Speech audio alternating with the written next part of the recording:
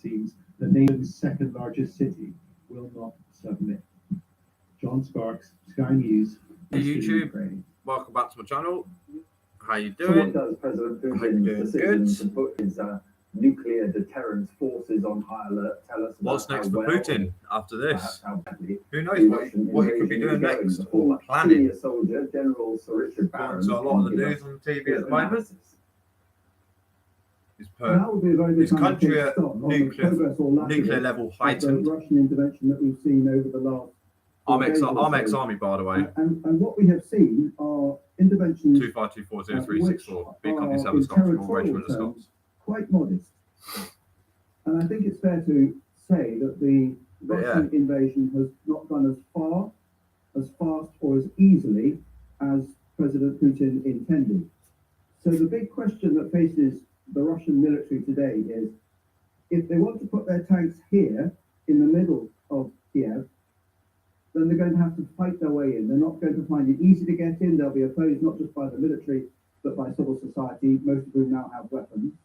And in order to do that, they're going to have to destroy a lot of the city they may think they're liberating and kill a lot of the citizens. So we should absolutely have a look at some of the weaponry that may be brought to bear. This is called the QS7. It's 203mm caliber. It has a range of about 37 kilometers, and it fires a shell that weighs 110 kilograms. But President Putin has raised the stakes. He started to talk about nuclear weapons or insinuate nuclear weapons at a global level, and this means the sort of equipment on this next picture. This is an intercontinental ballistic missile. That means it reaches from Russia to the US and obviously into Europe. The warhead at the front of it has a yield of between 300 and 800 kilotons. 300 kilotons is enough to destroy Washington or London or Paris. And that means by raising this sort of spectre on the next map, we should understand that the stakes for Ukraine have now become global. Essentially, by raising the spectre of nuclear weapons, the rest of the Western Hemisphere is now on the pitch with Ukraine. Sir Richard Barrons there. Well, Russia's president pointed to the aggressive statements by NATO leaders and illegitimate sanctions as his reason for calling on his nuclear forces. Today, the EU and the US moved again to contain him.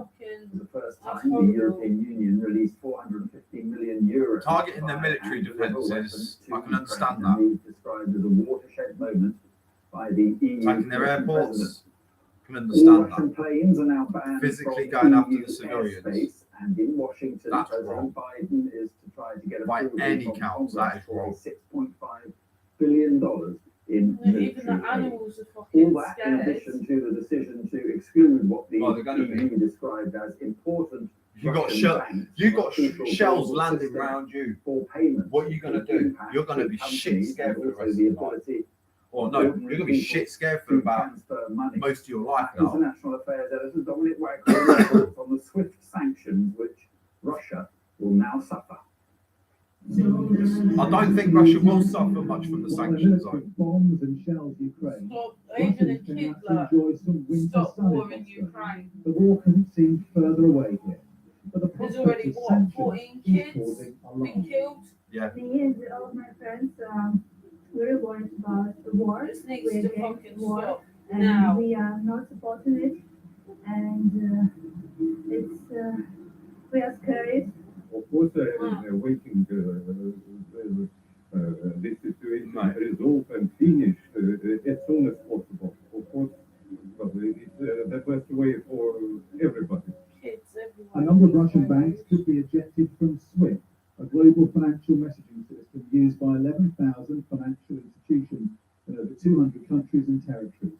It lets banks from different countries communicate with each other using standardized secure codes, allowing rapid cross-border transactions from Which one is your country IBAN to number. another. Being blocked will be painful for Russia's economy. I think being cut off from the system as a country, it can be very damaging to the economy. I mean, you can imagine being cut off from the internet, right? So there will not be communication See with that the people outside world within outside the in next terms of couple of financial hours. transactions. we haven't had Do the anything to sanctions eat go in 2 far days enough? and only Not have for opposition politicians like only Vladimir had Kara-Murza. limited water, He says but we Britain are is making progress to heading do west. this. I will likely be back in the UK next For week. so many years, the My wife sometime after that, when she fixes her visa, you guys are absolutely fucking amazing. Who's that from? British National. Charlie Tango. Well, that sounds like a British national because that Charlie Tango CT. That's military talk. And what? Ukraine. If Boris Nemtsov and others like him had their way, Russia could be an open society, Could be there on holiday. flourishing free market economy by now. Instead of the increasingly oppressive dictatorship that's become under current Kremlin. Any UK citizens in the Ukraine, get home. Punishing Western economic No, East London. Those are UK national. Sanctions could end up hurting yeah. Russian. Every UK national in the Ukraine area, Ukraine, possibly Poland, The amount of messages from the Belarus, community. Russia. It's out there commuting, exploring. Are you backpacking? The amount of messages from the exploring community over the last 24 hours has been overwhelming. Sorry, I couldn't reply to everyone. Signal. People I've never met offering me and my wife a roof over our heads and to come and collect us from hours away where they live is why this community is so special. We all take the piss and have banter, but we all step up when it matters. Damn straight. My wife and I are on our first and should be at the Polish border within the next couple of hours.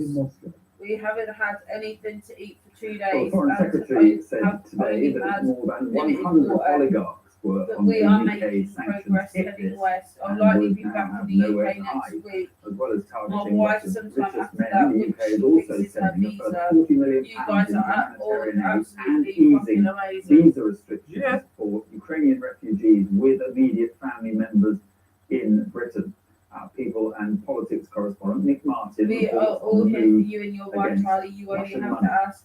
Stay safe on your With their way to the extravagant UK. lifestyles, their Damn private straight. jets, their expensive homes, Welcome back to and their love for civilization, blitz, Charlie. Russia's Tango. richest have We have suddenly a found UK themselves on a Underground social wartime in the diary. I'll invite you. Those Stay, connected to stay Vladimir safe. I Putin, hope you those make who it to help him, Poland those soon. who We are protect him, cheering for now you. facing a financial Keep us onslaught. as updated as you This can, week, but the please stay government will safe. introduce its We are praying economic hard for crime you bill, both. designed to clamp down on Russians who use Right, London to launder money. 2 days There ago, are over made 100 it to millionaires in Poland. Russia. We have A been couple part of of this. exploring friends of have met oligarchs. us at the We're border and working letting us for crash putting the up there cases for a couple together. of days. And every few Probably weeks, taking we up will sanction new to oligarchs. up the We'll be a Bulgaria rolling program option, of sanctions. but I We'll really go need through some the time hit to list. sleep and We're get my head targeting around everything oligarchs' that's happened in private the last jets. 36 We'll be hours. targeting their properties. We'll be targeting other possessions that they have. And there will be nowhere to hide. Very The sad for Foreign all of Secretary refused to Ukrainians say whether and the people of Chelsea other owner nations and stuck in the billionaire conflict. Roman I was Abramovich really was on shocked the and list. saddened to see they had taken After 19 Hey. years, Mr. Abramovich yesterday said he was passing something stewardship power to the plant. trustees of the Was club's only there with charitable you guys in foundation. October. He Stay still owns safe. Chelsea, and so far he's not condemned Putin for his actions. The owner might not be commenting, but the players showed their support, wearing Ukraine national colours on their strips today. But what about the fans? Maybe it would be good for him to do like a further clarification as to where he stands. If he wants to stay, we'll go home to Russia. He's not going to accept Putin, is he? Football's important, but people's lives are more important. Whoever becomes the target of economic sanctions, experts say it'll take time. In reality, how complicated is that, and how effective can it be? We're talking about jets, we're talking about property, we're talking about all types of other possessions and things like that they've got around the world. So it's difficult to say, that those sanctions are going to make a significant impact here in the UK. I think if we're able to coordinate that globally with the European Union, with the United States, with other countries, that's certainly going to have much more of an impact. These tough new measures are designed to hurt those closest to Putin, figures who until now seemed untouchable, now clear Come on, targets Ukraine, we in can this fucking new war. get this This is bastard. Sky News. You don't deserve to fucking be Well, alive. sports took another stand against He's already Russia killed today 14 with the English children FA and the because of this international football governing body You don't deserve to be alive. condemning President Putin's actions. Sky's Sadia Chowdhury You don't at deserve to be a fucking Stadium liar. tonight. And Sadia, no games then between England and Russia for the foreseeable future. And the mind goes straight away to the Women's European Championship, which is being held here in England this summer, for which Russia has qualified. But the English FA is very clear on this. England will not play against Russia for the foreseeable, and that applies to all levels of the game. So it'll be interesting to see where that goes. And just after the English FA announcement came another one, this time from FIFA, the world's governing body for football, as you say. Now, they fell short of expelling Russia from international tournaments, but they did lay out some terms. So Russia can't host international tournaments. Any home games would have to be played on in a foreign overseas venue, a neutral ground. It can't have flags or national anthems at its games, and it can't play under the name Russia. It has to play under the name of its football federation. Now, it'll be interesting to see if that satisfies Poland, of course, which yesterday said that they won't play against Russia in that upcoming World Cup playoff semi-final for March 24th.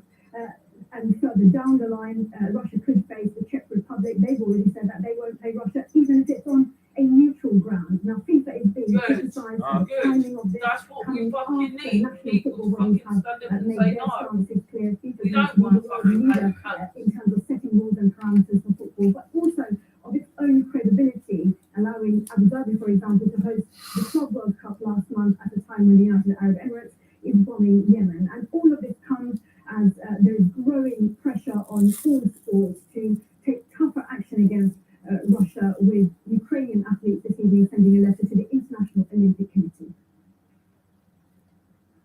Sadia, thank you very much indeed. Well, the United Nations estimated today that the number of Ukrainian refugees fleeing the country has nearly doubled. More than 350,000 people have now fled Ukraine. The elderly, women and children are escaping to countries like Poland, Romania and Moldova. Europe correspondent Adam Parsons is in the border town of Mlini in southeastern Poland. He sent this report on Ukraine's refugee exodus. Alana had waited all day for this moment. United with her mother, who had made the arduous journey to escape the war in Ukraine.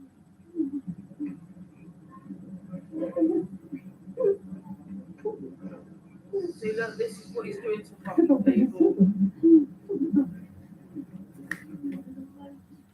But things like this The make joy of the union nations is laid stronger. on it, but also it feels Yeah, but you lose people in the process as well, so it's not fucking bad. Kids being one people of come them. here weary and vulnerable, and it is relentless. Every few minutes another bus comes along, and this is what the passengers see as they arrive. Offers of help, transport and food. It is a big collective effort. The firefighters are organising things, driving buses, offering assistance. And then there are the volunteers. Frank drove all the way from the Czech Republic, the country where mistrust of Russia still runs deep. I did with the Russians, and Russians are horrible. We have the same experience with them from Arab communism, so we feel with them, yeah, and we want to help them. And help will be crucial. The number of people fleeing Ukraine is rising all the time. Look, Well, I think flag people brigade arrive here, around they the are people, met the by kids offers and of everything. comfort and support. It's a sort of veneer of happiness, but the reality is these coaches are full of women and children and pensioners who are fleeing their country. And as the weather here gets tougher, this has the potential to move from being an exodus of people to an absolute refugee crisis. The queue to reach this border is enormous. Imagine sitting in your car in a war zone for days, simply to get away from your own country.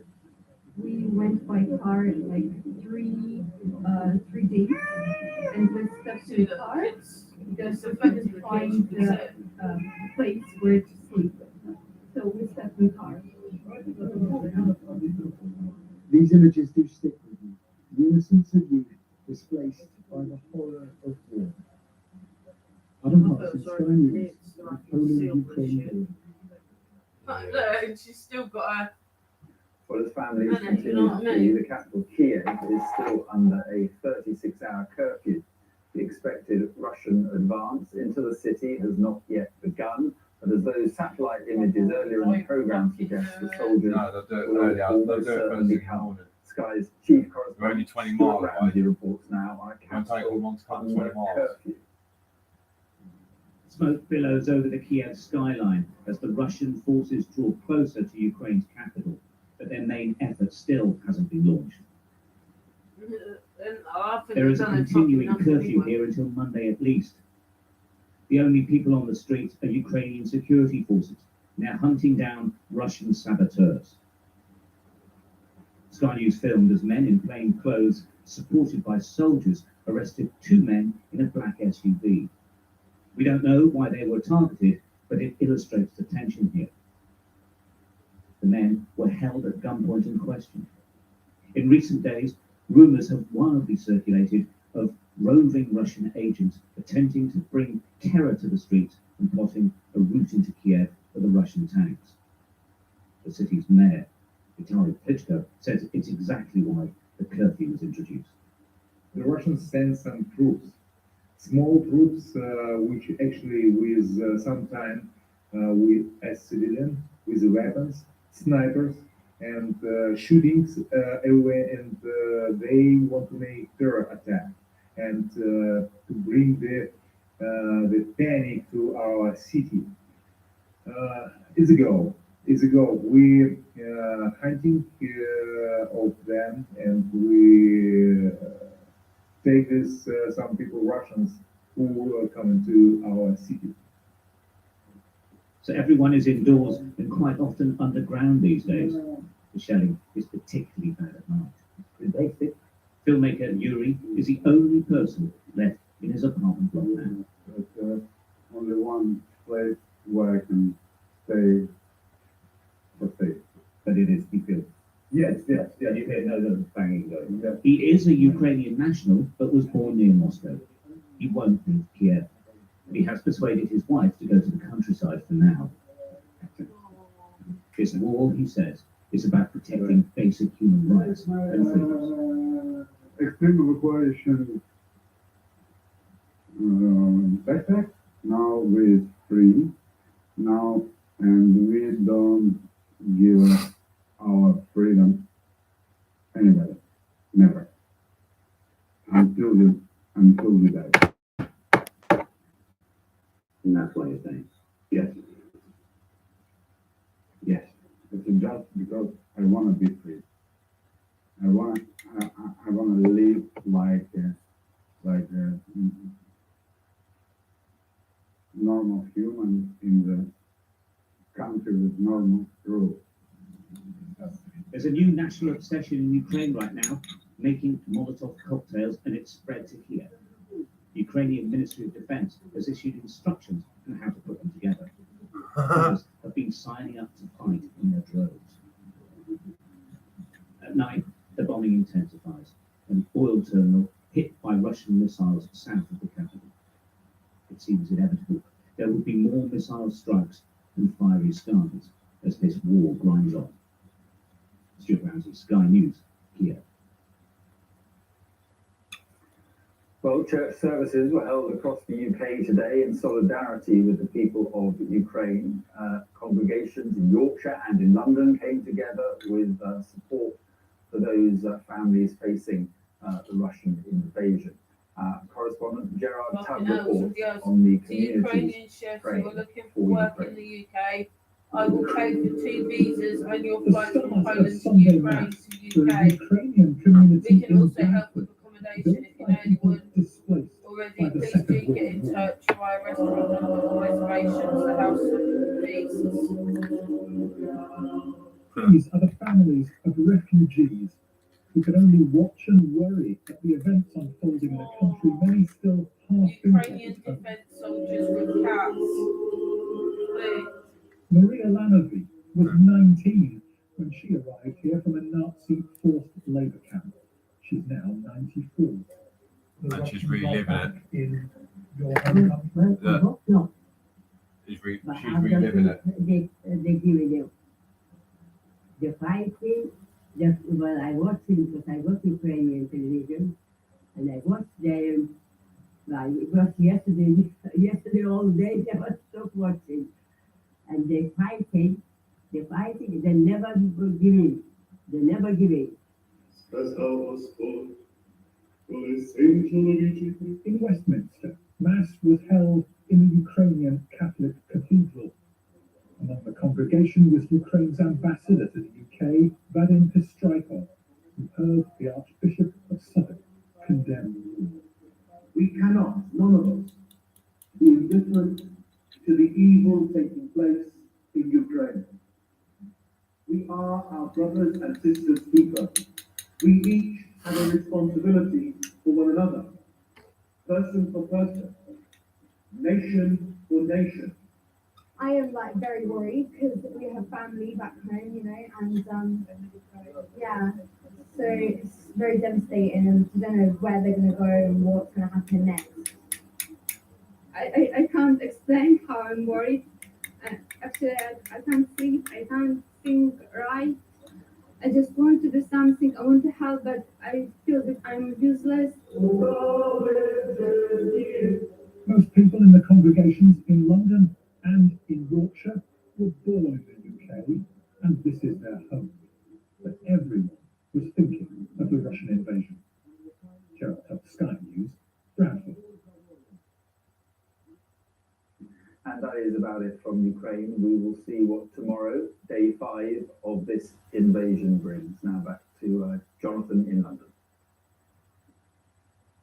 Mark, many thanks. That was Sky News at 10. Coming up, we'll take a first look at tomorrow's papers in the press preview, of course, including this story. It's on the front of the Financial Times. Their headline, Putin puts nuclear forces on alert. And tonight I'll be joined by the editor of the Jewish Chronicle, Jake Wallace-Simons, and Whitehall editor at the Financial Times, Sebastian Payne.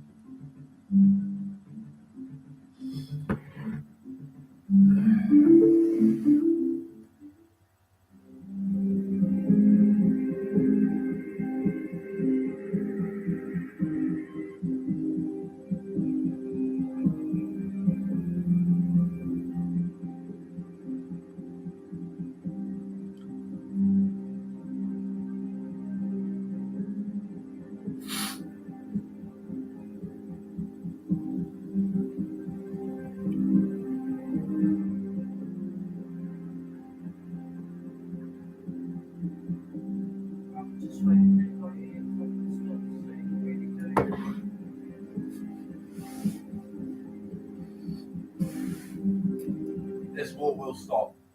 I'm Becky Johnson, a Sky News correspondent based here in the Midlands. The war will stop when someone's gone too far. That's what I reckon is going to happen. The war will stop. All this fighting will stop when someone goes too far. I think he's already gone too far. Nah. He's killed 14 kids. Yeah, to hit out of 41 million people, 14 kids. Yeah, do you reckon what he'll be thinking? Oh, it's just collateral damage. That's all he'll be thinking, collateral damage.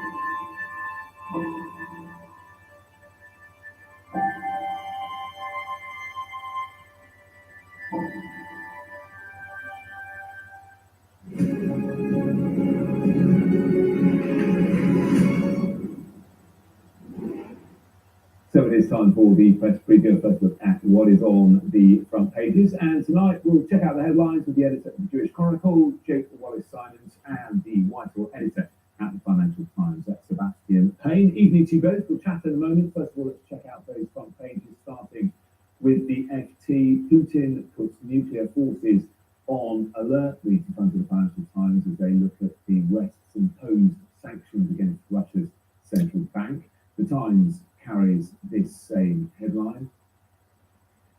Vlad nukes on standby is the headline for the Metro, which also highlights the proposed peace talks between Russian and Ukrainian leaders. The Daily Telegraph runs with the same story. Their headline, Putin issues nuclear threat. Mad Vlad goes nuclear, says the Sun.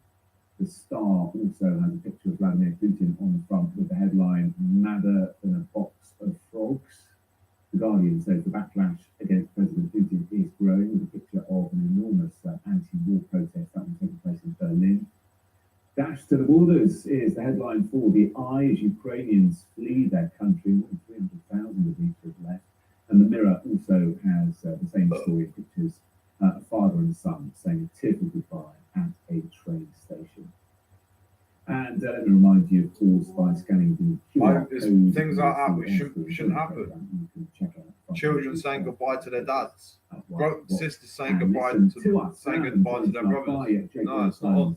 And Sebastian Payne. Sebastian, why don't we start with you? And terrifying headlines, really, aren't they? The Sun going all out with Mad Vlad goes nuclear. Putin raising the spectre of nuclear attack. He says he's nuclear deterrent forces on high alert. There's some confusion about what that actually means. Well, I think what it means in a very simple sense is that the tensions have been heightened significantly over this war in Europe. The fact is that, this has not gone to plan for President Vladimir Putin of Russia. The whole calculations we've heard from Western ministers was a quick, sharp war where Russia would invade Ukraine and it would take Kiev, the capital, install a puppet government, and it would all be over in a matter of days or even weeks. And it really has not gone like that whatsoever. Instead, it's been a much more drawn-out conflict. There's a still control of the Zelensky government, and fighting back the Ukrainian forces has been incredible. We've seen absolutely astounding footage on social media showing, despite the fact they're being outclassed in power and manpower, they really are pushing back. And so this decision by Vladimir Putin to raise Russia's nuclear weapons to the highest level is obviously very worrying for everyone involved here. And there's quite a lot of mixed interpretation about what this means, but some of the papers tomorrow saying this is actually distraction to try to get away from the fact that Russia is not winning this conflict. It's not going to plan, and it's not actually to dramatically change everything. Others, including the Times tomorrow, saying this is symbolic of his state of mind. Lots of people think that Vladimir Putin, I think, to start says madder than a box of frogs, but the new Defence Secretary Ben Wallace has also suggested that maybe his thought process on this whole crisis is not what it should be. But either way, it shows the tensions are rising. It's not going to plan for Russia. And I think, as everybody just said, we need to keep a calm head at this moment. We've seen the first indications of some talks between Ukraine and Russia. They've not got anywhere at the moment, but obviously that has been the best outcome to this whole messy, awful situation. Yeah, it's been a strange day on the one hand, the threatened nuclear attack, but on the other hand, both sides agreeing to talk. Jake, let's look at the front of the Guardian. Putin puts nuclear force on high alert. Backlash grows. That news demonstration in Berlin. What are your thoughts? Is this nuclear threat in all donations attention because he has miscalculated this invasion? Custom fees, custom agents. Well, I think in normal times, in the UK, relocation fees, the list goes on. Soldier, I would greatly appreciate your help. I know many of you have followed the soldier's journey and have so much love for him. Nobody really thought that Every penny raised will go towards getting him to the UK and his forever home. Any funds left over will be donated to Build Small Animal Rescue. Soldier would greatly appreciate your help in making this happen. Any support you can give would be greatly appreciated by us. 2020 announcement by Russia, a new policy. It's a shame I didn't have my own private plane there. I'll offer to go over and get it. Retaliation when facing an existential threat. I'll offer to go over and get it if I have my own private plane. Whether that's the West or NATO, whether that's Ukraine or other countries. That's fine. And it's not clear whether that Retriever. means the use of tactical nuclear weapons, which is It's a long-haired retriever. scale in warfare, which we've never seen before in history, It's or something gorgeous. bigger. So there's sort of intentional vagary here that's Shadows. strategically by Putin to try to instill fear Gorgeous. into Ukrainians and into NATO and the West at large. But it seems like at the moment what it's really evoking is a stronger backlash by the Ukraine and indeed by Western powers as well.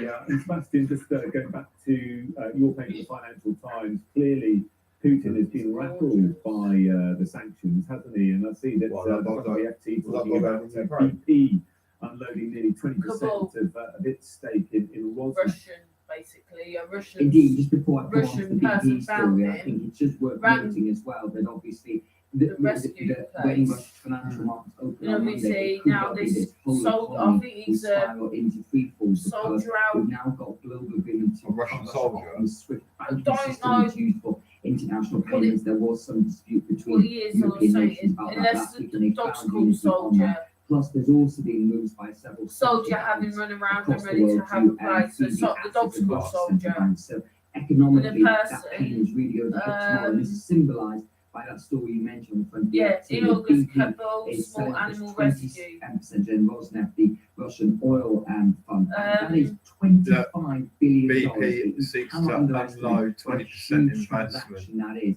It's been held since 2013. US military tragically released the animals into the airport. Is leaving the board of Rosneft with immediate effect and another director as well. So what you've seen over this weekend Think about the is, first of all, Taliban as almost well. total solidarity from the West, which I think Vladimir Putin did not expect. The ratcheting up Yeah, of sanctions, he which was is found by a continuing and that Russian will go on reporter. in the coming days and weeks as well. And you can understand why it's created that kind of ADE threat on the nuclear weapons front, because Parsley. in the information That's war, the in the bloke unity who's war, in the actual war, who's Russia is wanted. losing across the whole borders, which is not what it expected. And I think that BP announcement will be reflected by many other companies. We know that UEFA has ended the Champions League, is not going to be held in St. Petersburg, and I think all big Western institutions are going to start pulling out and away from Russia very rapidly while this thing continues. And again, we'll much more domestic pressure at home by Vladimir Putin. And we've seen some amazing pictures and footage this weekend of the protests in St. Petersburg, which again, and Moscow, it's a very difficult and delicate thing to do in Russia, but it's clear that this is not what Putin hoped for. So that's 2.5 hour drive. What's the out of it? Like, how does this? Well, you might not even have your license He when is this looking is. increasingly isolated, isn't he? Thank you both for the moment. Coming up, the exodus from Ukraine as people head to neighbouring countries for safety.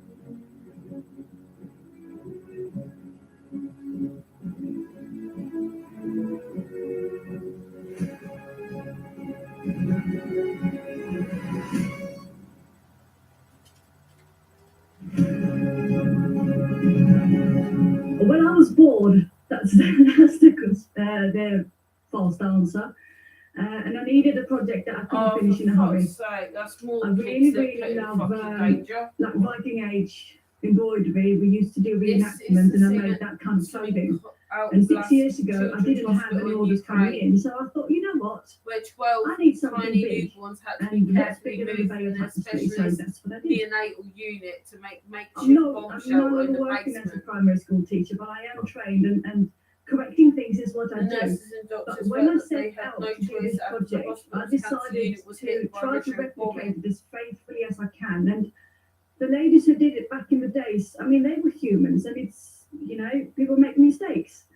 And behind me, I've got a part of the tapestry, not the section I've been talking about, but this is very, very obvious, and this is something that I'm struggling with. You can see the chainmail behind me, and how the lines are not going straight, and sometimes they don't match up.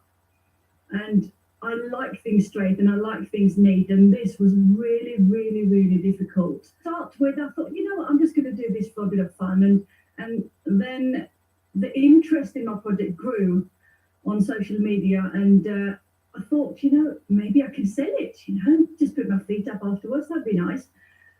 But then I started taking the tapestry out, and I do talks about the project. So if I sell it, I can't do that anymore, because obviously I can't show something that I don't have. So now I don't know really, but I have another 5.5 years to make up my mind.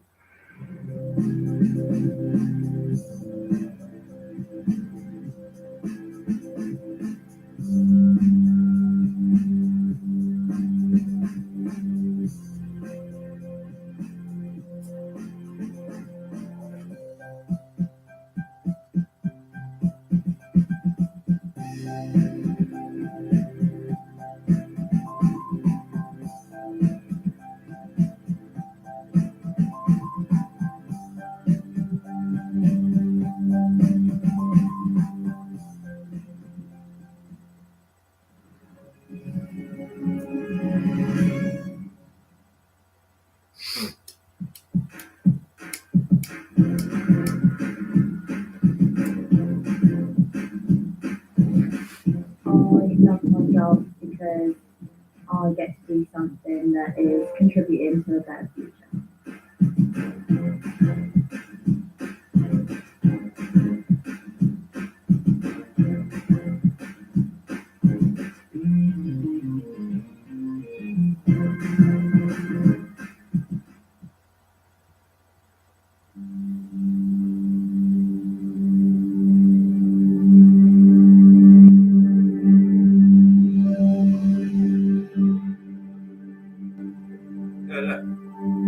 Plastic houses. Plastic composite houses.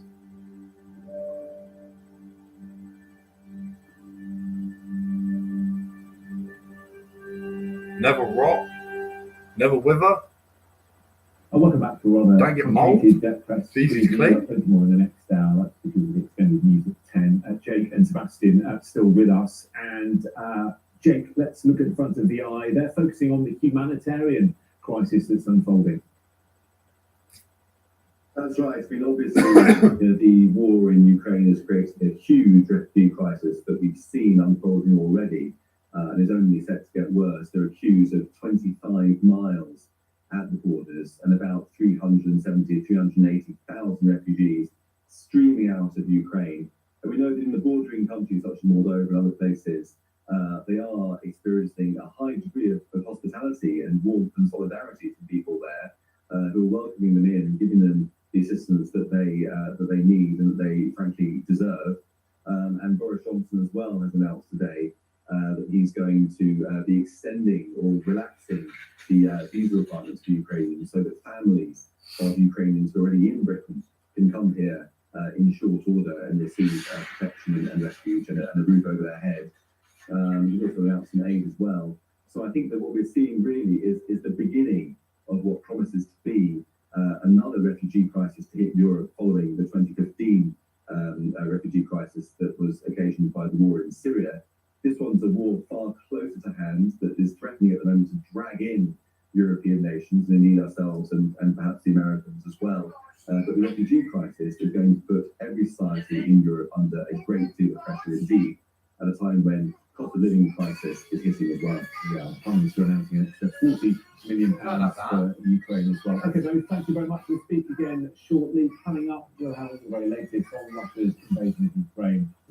President Putin puts his nuclear deterrent forces on higher alert. Join me with the latest.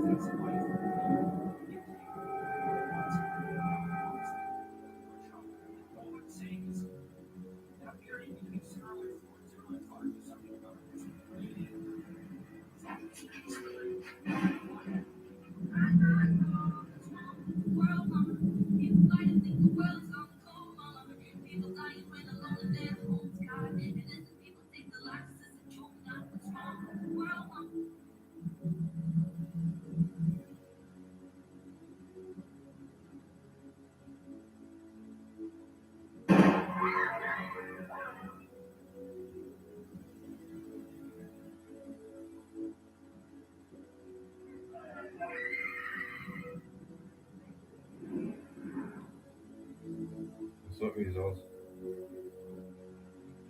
Hey.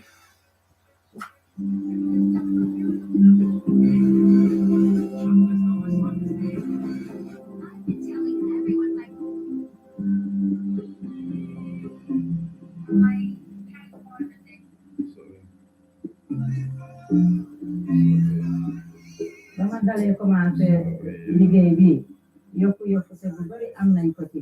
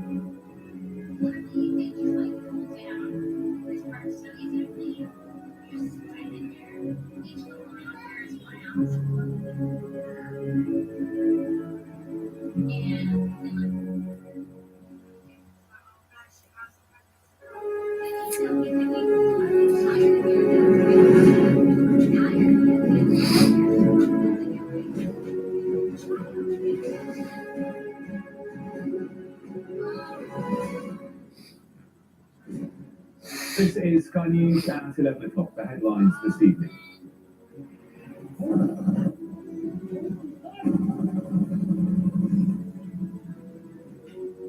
Ukrainian soldiers putting up a fight against the Russians. Now President Putin puts his nuclear forces on high alert. I ordered the Minister of Defense and the Chief of General Staff to put deterrent forces of the Russian army on special combat standby duty. As a large Russian convoy moves towards Kiev, the EU pledged to spend hundreds of millions to send weapons to Ukraine. For the first time ever, the European Union will finance the purchase and delivery of weapons and other equipment to a country that is under attack. This is a watershed moment. Football takes a stand. The FA confirms England will not play international fixtures against Russia. The human tide escaping Ukraine. More than 350,000 refugees, according to the UN.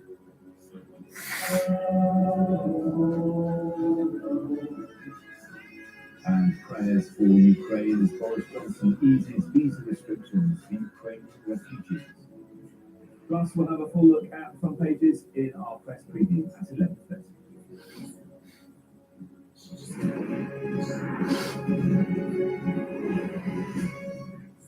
A very good evening, I'm Jonathan Samuels. 4 days into this Russian invasion, and President Putin's forces are yet to seize control of the Ukrainian capital or any other major city. But the casualties are mounting. The health ministry says 352 civilians have been killed, including 14 children. Today, in response to the sanctions imposed on him by the West, the Russian president ordered his nuclear forces on high alert, a decision described tonight as a gigantic irresponsibility. Well, in a moment, we'll hear from our correspondents, Stuart Ramsey in Kiev, John Sparks in Dnipro in northeastern Ukraine, and Adam Parsons on the Poland-Ukraine border. But first, our correspondent Diana McNay reports from Moscow on President Putin's nuclear threat.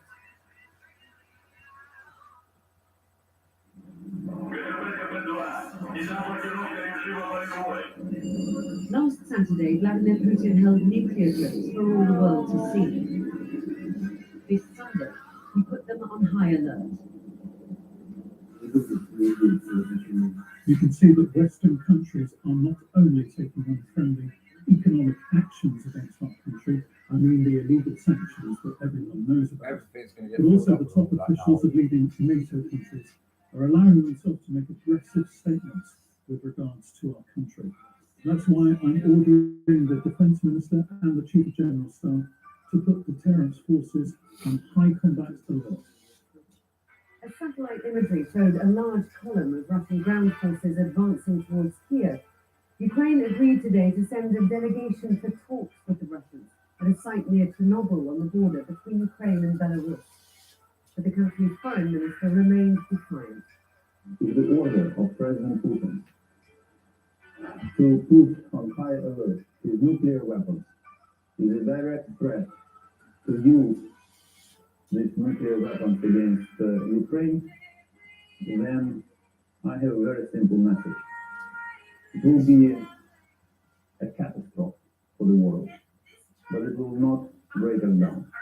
Russian troops have pushed into Ukraine's second largest city, Kharkiv, and are moving in on the capital. But their advance does not appear to be the slam dunk straight to Kiev invasion they'd hoped for. Is that the reason for this nuclear threat? I think that's a distraction from the reality of what's going on in Ukraine. This is an innocent people who are facing a totally unprovoked act of aggression against them. And what's actually happening is that they are fighting back, perhaps with more effect, with more resistance than the Kremlin had bargained for. He put his nuclear forces on high alert. What does that mean, and how worried should we be?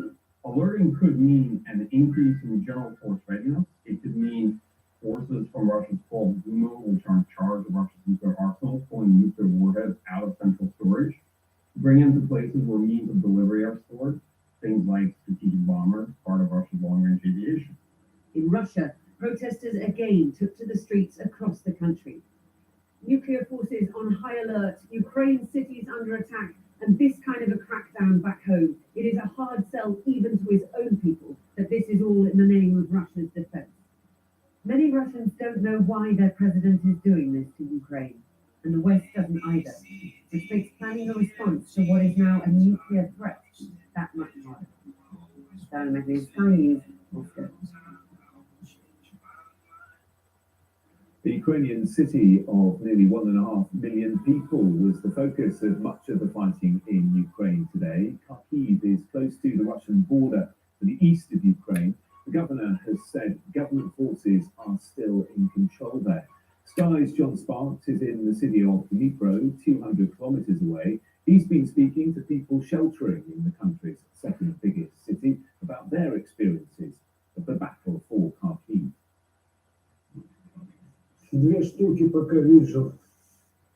It was an ominous sight. But it wasn't entirely unexpected. Elite Russian soldiers creeping into Kharkiv's northern suburbs. The city is an obvious target. The Russian border is only 20 miles away. But the people who live here do not want an occupying force.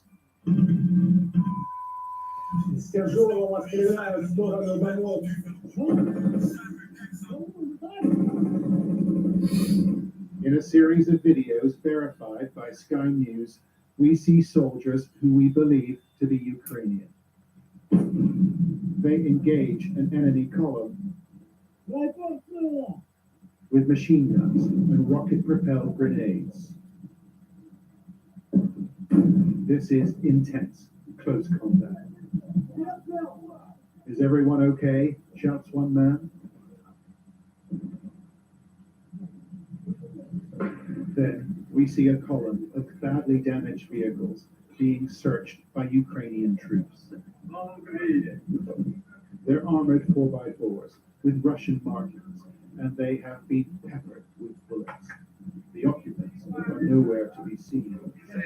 A pretty intense day today. We spoke to a local resident. But they have more weaponry, shelter as the battle raged close by.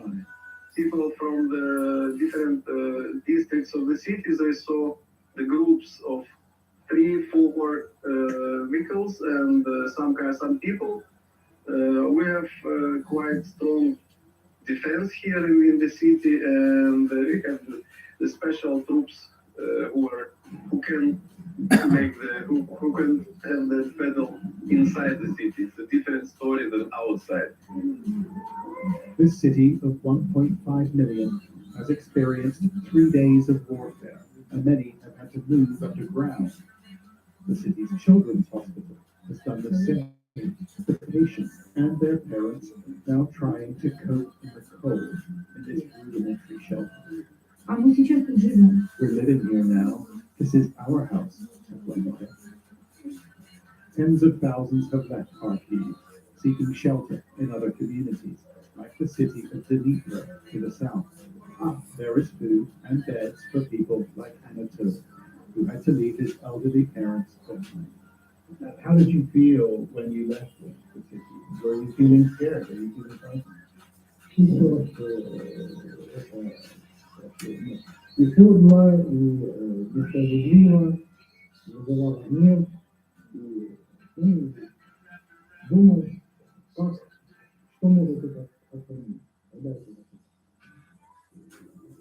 That's a question they'll ask to the north, in Sumy, where a residential complex was hit by artillery shells. At least 6 people were killed, including a 7-year-old girl. In Kharkiv, the local authorities say they are back in control. The Russian incursion has been repulsed. It seems the nation's second largest city will not submit. John Sparks, Sky News, in eastern Ukraine.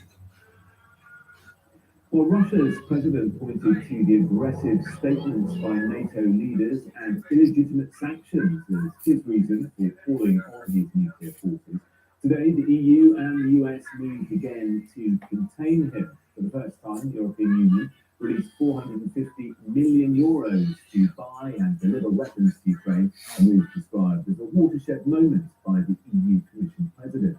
All Russian planes are now banned from EU airspace, and in Washington, President Biden will try to get approval from Congress for $6.5 billion in military aid. All that in addition to the decision to exclude what the EU described as important Russian banks from the crucial global system for payments. It could impact big companies and also the ability of ordinary people to transfer money. Our international affairs editor, Dominic Waghorn, reports now on the swift sanctions which Russia will now suffer. While their military bombs and shells Ukraine, Russians came out to enjoy some winter sun in Moscow. The war couldn't seem further away here, but the prospect of sanctions is causing alarm. Me and all my friends, we're worried about the war, we're against war, and we are not supporting it, and we are scared Of course, I'm waiting this situation resolved and finished as soon as possible. Of course, but it's the best way for everybody. A number of Russian banks could be ejected from SWIFT, a global financial messaging system used by 11,000 financial institutions in over 200 countries and territories. It lets banks from different countries communicate with each other using standardized secure codes, allowing rapid cross-border transactions from one business to another. Being blocked will be painful to Russia's economy. I think being cut off from the system as a country, it can be very damaging to the economy. I mean, you can imagine being cut off from the internet, right? So there will not be communication with the outside world, let's say, in terms of financial transactions. But do the sanctions go far enough? Not for opposition politicians like Vladimir Putin, who say Britain could do more. The federal government didn't come out of nowhere. She puts like little snacky things in the room. But I mean, And then obviously when they leave her, they get the little toy and a blanket so they can take it with them.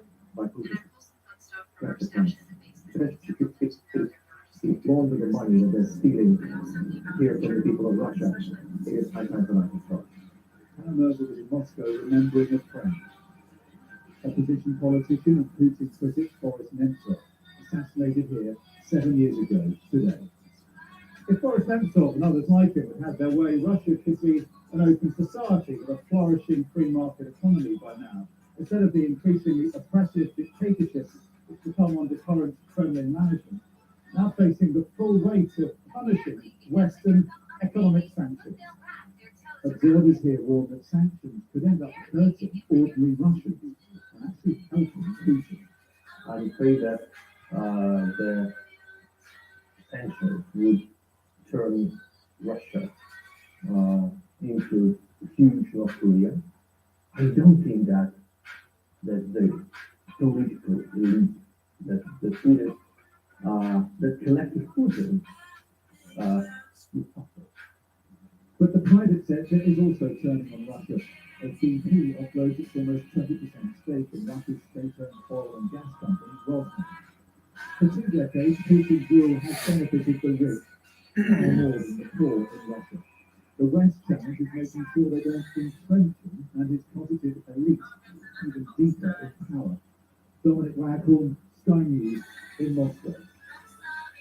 Well, the Foreign Secretary has said more than 100 oligarchs were on a UK sanctions hit list would now have nowhere to hide, as well as targeting Russia's richest men. The UK is also sending a further £40 million in humanitarian aid and easing visa restrictions for Ukrainian refugees with immediate family members in Britain. Our People and Politics correspondent Nick Martin reports on the move against Russian money. With their extravagant lifestyles, their private jets, their expensive homes, and their love for glitz, Russia's richest have suddenly found themselves on a wartime hit list. Those connected to Vladimir Putin, those who help him, those who protect him, now facing a financial onslaught. This week, the government will introduce its economic crime bill, designed to clamp down on Russians who use London to launder money. There are over 100 billionaires in Russia. We have compiled a hit list of oligarchs. We're working through putting the cases together, and every few weeks we will sanction new oligarchs. There will be a rolling program of sanctions. We will go through the hit list. We're targeting oligarchs' private jets. We'll be targeting their properties. We'll be targeting other possessions that they have, and there will be nowhere to hide. The Foreign Secretary refused to say whether the Chelsea owner and billionaire Roman Abramovich was on the list.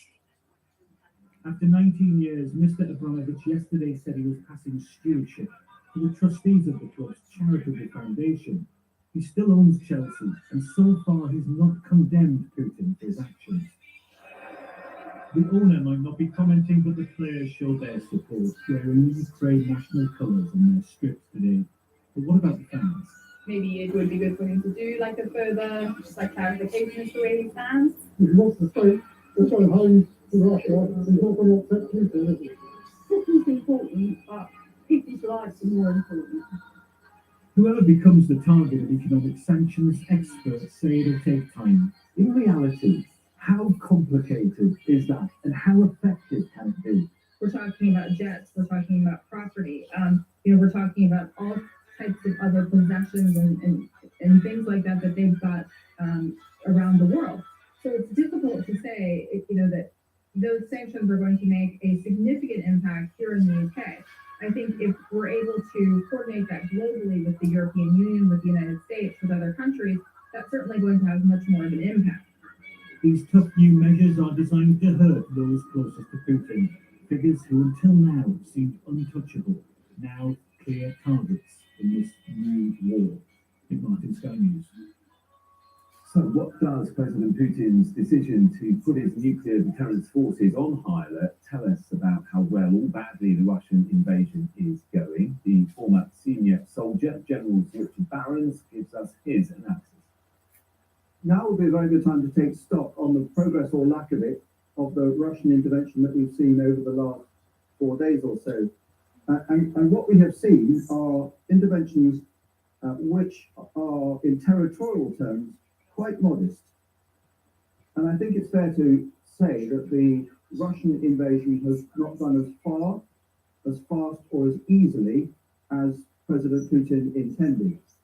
So the big question that faces the Russian military today is, if they want to put their tanks here in the middle of Kiev, then they're going to have to fight their way in. They're not going to find it easy to get in. They'll be opposed not just by the military, but by civil society, most of whom now have weapons. And in order to do that, they're going to have to destroy a lot of the city they may think they're liberating and kill a lot of the citizens. So we should absolutely have a look at some of the weaponry that may be brought to bear. This is called the 2S7. It's 203mm caliber. It has a range of about 37 kilometers, and it fires a shell that weighs 110 kilograms. But President Putin has raised the stakes. He started to talk about nuclear weapons or insinuate nuclear weapons at a global level, and this means the sort of equipment on this next picture. This is an intercontinental ballistic missile. That means it reaches from Russia to the US and obviously into Europe. The warhead at the front of it has a yield of between 300 and 800 kilotons. 300 kilotons is enough to destroy Washington or London or Paris. And that means by raising this sort of spectre on the next map, we should understand that the stakes for Ukraine have now become global. Essentially, by raising the spectre of nuclear weapons, the rest of the Western Hemisphere is now on the pitch with Ukraine. General Richard Barons there. Well, the United Nations estimated today that the number of Ukrainian refugees fleeing the country has nearly doubled. More than 350,000 people have now fled abroad. The elderly, women and children are escaping to countries like Poland, Romania and Moldova. Our Europe correspondent, Adam Parsons, is on the border in southeastern Poland to send this report on Ukraine's refugee exodus. Alana had waited all day for this moment. United with her mother, who had made the arduous journey to escape the war in Ukraine.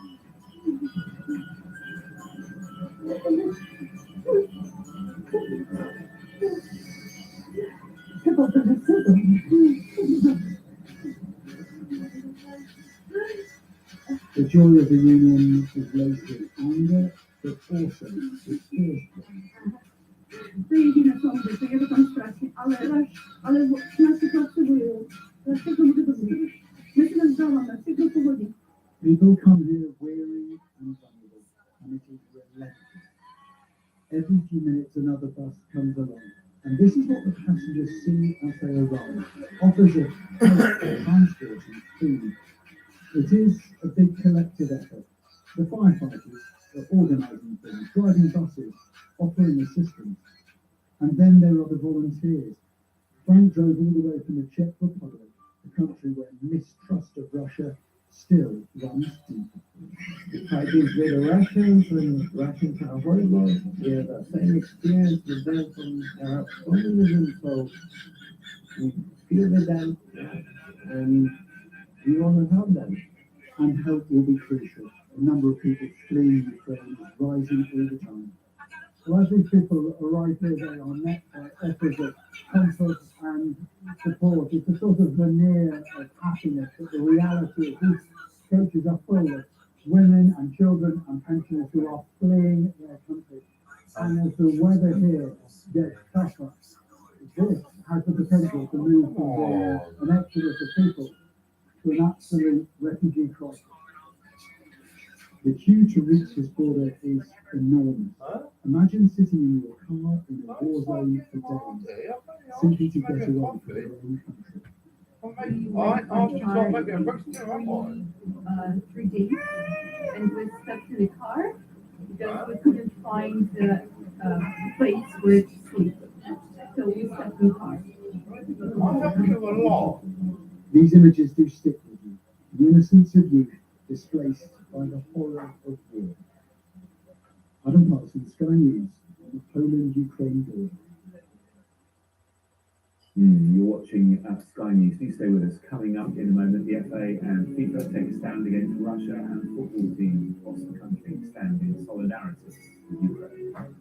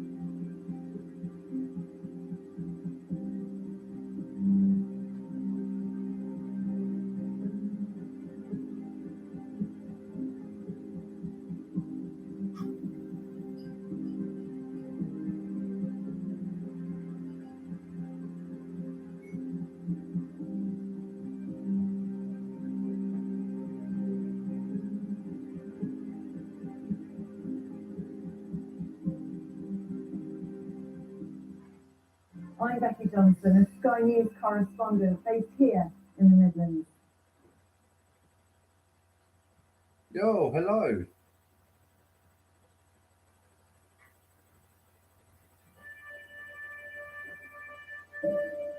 Did have a viewer.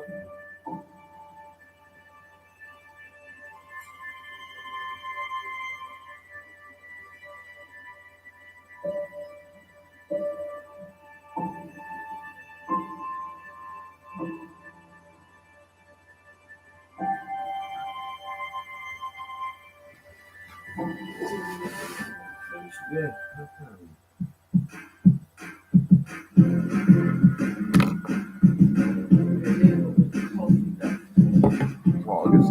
My job because I get to do something that is contributing to a better future.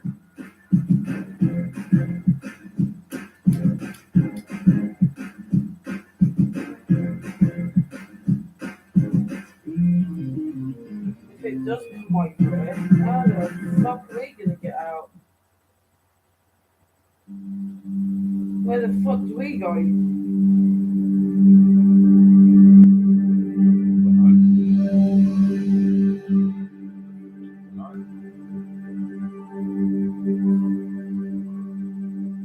Yeah, what if?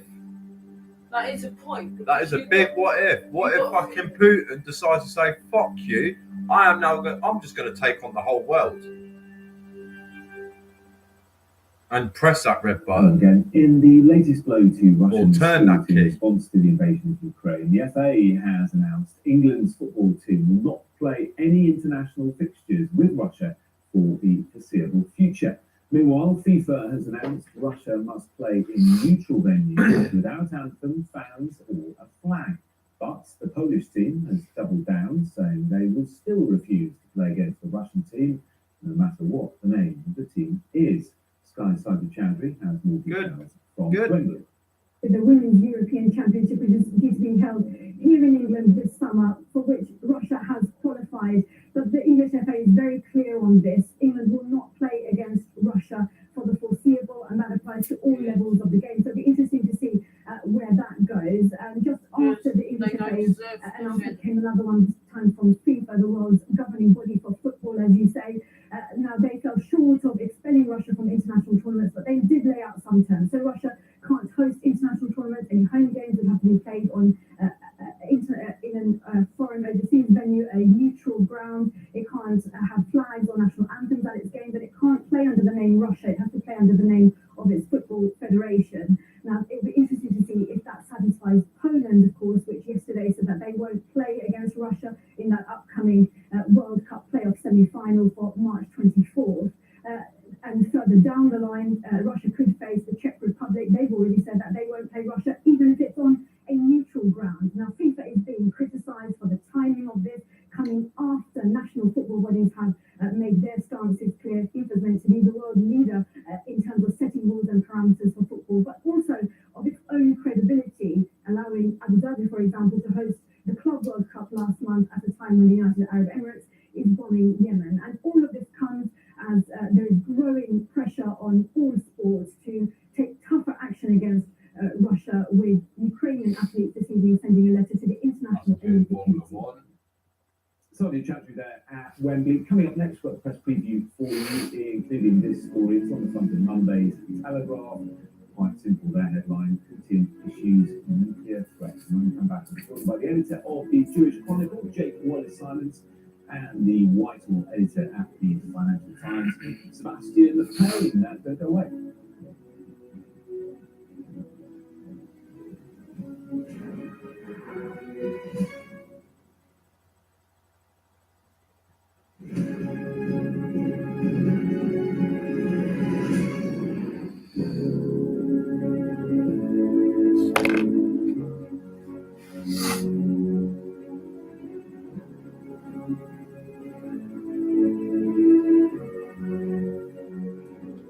I got them. The Jordan Knights. Yeah? I'm sorry. And they're taking pre-orders on them. 38 posted.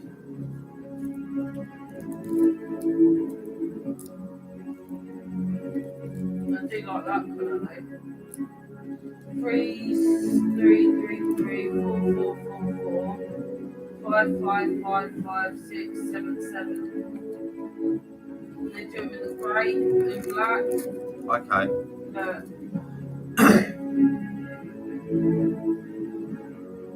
That's alright. But I prefer that. I don't know why. I think it's because of the bright colours. That's classic look, that is.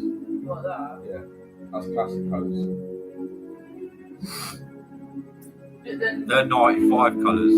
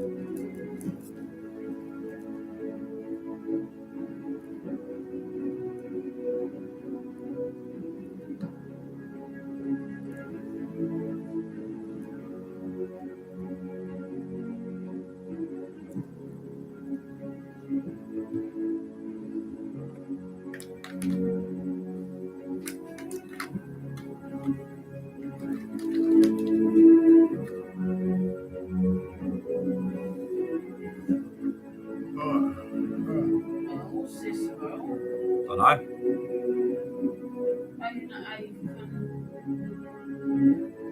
Was it an email? Oh. It's been nice talking to you all, even though nobody stayed to such a sad hello. It happens. Hopefully, I have some more viewers on my next live. So, oh, everyone, car club. This car club I'm a part of, Static Status. Search him up. I'm one of the admins for the club. ba ma dalee commencé liggéey bi yokkute bu bari am nañ ko ci. Yeah. See you all later. Don't forget to like, subscribe, hit that little notification bell. Just get my live dates. Go live. So nothing's censored. Everything's raw to the core. So speak to you all soon. BP has offloaded its Before I go, I'm looking at financing a new project. I need your guys' help. I want to bring motocross back to my town somehow. Which means I need to try find a bit of land. Start buying motocross bikes of different sizes. Twist and goes, gears, 50s, 90s, 110s, 125s, 140s, 170s. And for the big boys, I'll get a couple of 250s. It's also the headline couple of 400s. Financial Times, which says Moscow has raised the stakes like 450 pips of the conflict. It's the same story on the front of the Telegraph as well. So yeah, I need help with that project. The city of Kharkiv. But that'll be for another one. That'll be for another video. On standby is the headline for the Metro. I'm also highlights the proposed peace talks between 95% finished on the project car. I haven't been doing any videos on that. That's been a bit of a secret to YouTube, even though you've seen it in some of my. Is your Guardian from Monday saying the backlash against President Putin? Thumb shot photos. I do have a project which is almost finished. The free world versus Putin is. But once it's finished, I'll bring all you guys in on it. Dash to the borders. The headline. And I'll take it to Dino. Go get it on the roller. Crisis. See what he's putting out. When I bought the car, I was told it had 300 ponies on it, on an NA engine. Well, a reminder that by scanning the QR code, you will see on-screen program. So we'll see what happens on that one. We'll definitely see what happens on that one. Okay, I'm joined by Jake. See how many ponies she's lost. See both this evening.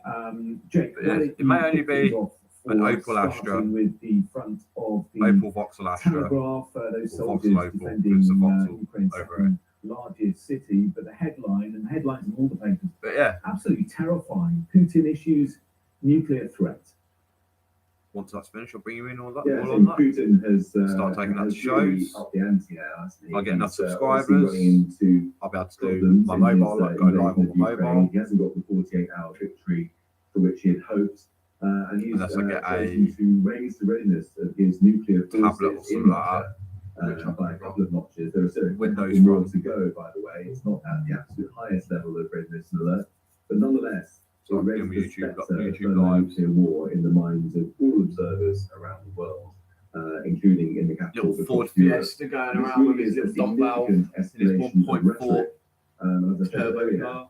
The idea that Putin is just bluffing is something that we can no longer afford to comfort ourselves with, given the events to come in the of the future. last week. It's particularly ironic, given that Ukraine back in the 90s was left after the Soviet Union Come along with for the the ride. world's third largest nuclear arsenal that is Sure do used hope so. in the Budapest Agreement in An 1994 interesting one. to give that up in exchange for security assurances from Britain, the US, and Russia. Well, you can't help but think Speak to that you on right the next now live.